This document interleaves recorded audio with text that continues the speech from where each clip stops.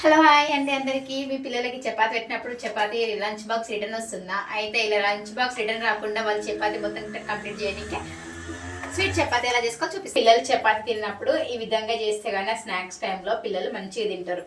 So చపాతీకి పిల్లలకి ఇష్టంగా తినడానికే మనం ఈ విధంగా స్వీట్ చపాతి చేసుకోవాలి. మనం రోజు ఏం పెట్టినా కొత్తగా అంటారు కదా. సో అందుకని రోజు ఒక వెరైటీ పెడితే పిల్లలు కష్టపడి పెట్టినా వాళ్ళు తినరు.